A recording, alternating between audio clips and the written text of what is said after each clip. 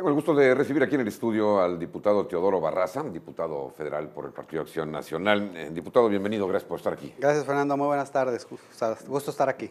Muy amable. Bueno, pues este tema del debate previo a la aprobación de la ley de ingresos para el 2016 levantó mucha ámpula y creo yo que hubo información encontrada y probablemente alguna información pues que no era la adecuada. El hecho es de que pues el PRI, según se entiende, mayoritea y decide dejar fuera de la discusión el tema de la eventual reducción del IVA del 16 al 11, es decir, pues revertir este impuesto que fue incrementado en el 2014. Y la promesa de los diputados de Acción Nacional era la de pues, dar la lucha, y creo que la dieron, pero al final de cuentas el punto, me parece a mí, es que los dirigentes de la fracción panista acuerdan con el PRI y deciden dejar fuera el tema de la discusión. ¿Qué fue lo que pasó, Teodoro?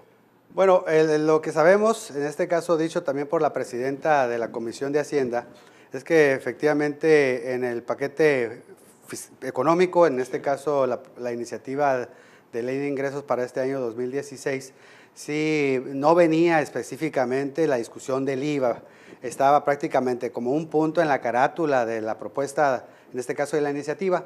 Sin embargo, pues era un tema que el PAN venía impulsando, y digo impulsando porque desde los primeros días que inició esta legislatura, el PAN, a través de nuestro compañero Jorge Ramos, presenta una iniciativa de reforma a la ley del IVA para que regrese al 11% en la región fronteriza. Y en esto obviamente se suma a toda la fracción parlamentaria. Y en ese momento que se presenta la ley de ingresos, pues se da la oportunidad de someter a discusión precisamente esta iniciativa porque ya había sido turnada a la Perdón comisión. Que te interrumpa, ¿se suma toda la fracción parlamentaria del PAN a esa iniciativa? Así es, correctamente. ¿Por qué? Porque estaba en su plataforma como una de las líneas obviamente políticas y que a final de cuentas se sumó y fue una propuesta y fue a través de Jorge Ramos que se presentó. Sí. El procedimiento que siguió en este caso la Comisión de Hacienda y Crédito Público fue a poner a consideración la discusión de los temas, y en el caso específico se puso a consideración el tema del IVA y por mayoría se determinó que no era tema a tratar, en este caso dentro de la discusión, dentro de la comisión misma. Y esto se da en la mesa directiva, antes de estar en el pleno de la comisión propia. Por eso la duda de repente cuando un compañero, en este caso Federico Dorin, cuando ve el orden del día, pues no ve el tema del IVA en el orden del día enlistado y hace la consulta a la presidenta. Y es cuando evidencia que no estaba él enterado. No, porque esa fue una decisión interna de la mesa directiva donde se determinó por mayoría que no se iba a tocar el tema de la discusión dentro de la discusión del paquete de la ley de ingresos. Y fue cuando consulta y se le hace el conocimiento que ya hubo un acuerdo previo de mesa directiva donde se acordó que no se iba a tocar el tema. Esa es la cronología, pudiéramos decir, de las cosas. Y finalmente, en su oportunidad, el PAN intentó tener reserva, no se le concedió. Y en la discusión del Pleno, así sube, obviamente ya la iniciativa, el dictamen, ya por mayoría, también ya integrado el PAN en la ley de ingresos, de tal suerte que en la discusión, obviamente, del Pleno para su aprobación de este dictamen, el PAN lo metió como una reserva en un transitorio en la discusión del IVA. Como propuesta ante el Pleno, cosa que una vez que se sometió a votación, pues obviamente la mayoría PRI y Verde determinó que no se discutía. Sí. Ese es el final, sí. Esa es la ruta y eso fue lo que sucedió. Nosotros obviamente continuamos con la lucha, ciertamente, porque la iniciativa de ley aún no ha sido desechada por parte de la comisión, simplemente no se discutió en su oportunidad dentro de esta revisión del paquete del dictamen de ley de ingresos. Correcto. Ese es lo que sucedió.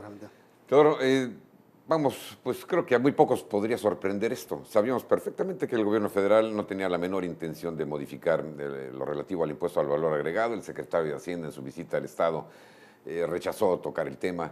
Incluso líderes de los organismos empresariales nacionales así lo dijeron hace unos cuantos meses, dijeron pues es inútil ya seguir insistiendo en ello. Entonces realmente no es una sorpresa, no se sabía que se iba a encontrar esa oposición.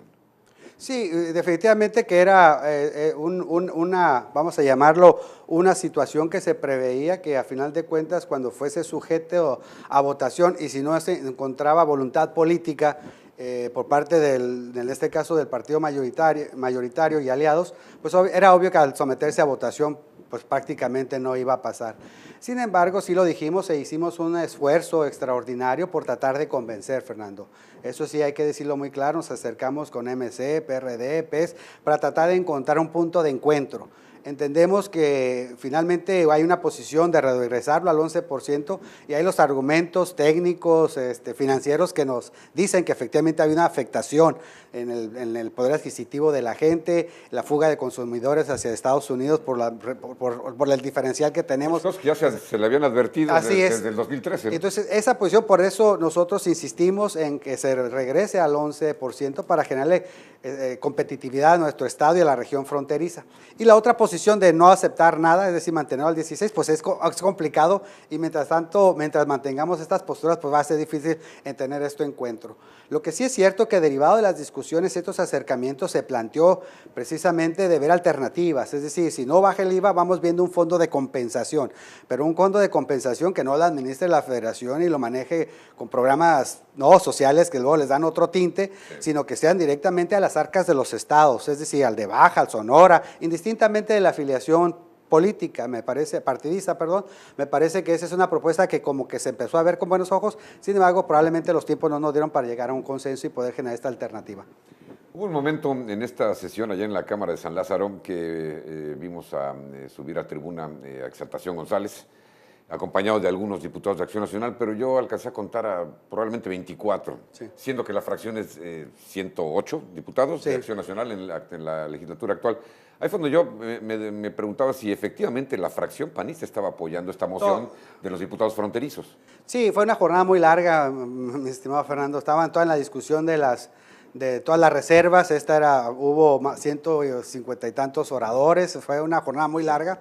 Y al momento que sube Exaltación, muchos estábamos ahí, nos sumamos ahí a apoyarlo, otros que estaban en los linderos, de ahí prácticamente en los pasillos, pero al momento que subimos este número que vemos alrededor de 30 y fue con lo que nos presentamos, pero estaban más compañeros obviamente en sus curules, algunos que no alcanzaron a subir, porque ya había iniciado obviamente el orador.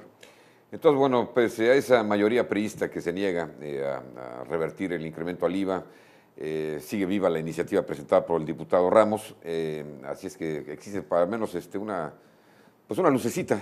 ¿Sí? ¿Hay esperanza realmente? Hay que seguir trabajando. Esa es la posición, en este caso, de la fracción parlamentaria, seguir insistiendo. Y bueno, aquí, como todo, sabemos que en ocasiones pues hay que llegar a compromisos, ¿no? Y finalmente, si hay un punto intermedio donde podamos sacar algo que venga a beneficiar a la gente, yo creo que en ese sentido podemos votar todos a favor. Pues es la labor, es lo que se espera de nuestros representantes al Congreso. Brevemente, tenemos ya poco tiempo, Teodoro, en cuanto al asunto que mencionaba incluso el licenciado Solís sobre las gasolinas. Hay modificaciones en cuanto a los incrementos que se aplicarán el año que entra. Sí, este 2016, ahora sí que por decisión de la Secretaría de Hacienda y Crédito Público, se arranca con un proceso gradual de la liberación total de los combustibles y los precios de los mismos. Para efectos de esto está estipulado derivado de la reforma energética en el artículo transitorio 14, en el cual te establece precisamente este proceso gradual y en el 2016 se inicia. Lo que vale la pena señalar que lo que se ha mencionado ahí de algunas cuotas que vienen en la miscelánea fiscal son cuotas fijas para cada uno de los combustibles, es decir, para Magna, Premium y el diésel. Y en ese sentido la Magna va a tener una cuota fija de 4.53, la Premium 3.97 y el diésel 4.88. Esta cuota fija se le va a anexar, o sea, se le va a agregar al precio que determina en este caso, y deja decirte que originalmente era Hacienda, pero por discusiones y finalmente según acuerdo, que será la Comisión Federal de Competencia la que determine esta banda de fluctuación, de tal suerte que se va a manejar el precio dentro de esta banda de fluctuación para permitir que de alguna manera estemos tanto homologados a precios internacionales y no amarrados un tanto con el nivel de eficiencia y productividad de Pemex. Sí, la idea es meternos más en el mercado internacional para efectos de que las gasolinas mexicanas también compitan con el mercado internacional. Ese es el proceso que se está construyendo a partir de 2016. La Comisión Federal de Competencia el día 31 de diciembre deberá publicar el precio que deberá tener la gasolina por el ejercicio fiscal 2016. Pero continuarán los precios aquí en la frontera indexados a los precios que se en el sur de California. Será para toda la nación. De hecho, eso es lo que pretende precisamente estar ya en competencia con Estados Unidos. Claro. De hecho, los precios de referencia están en el mercado estadounidense. Correcto.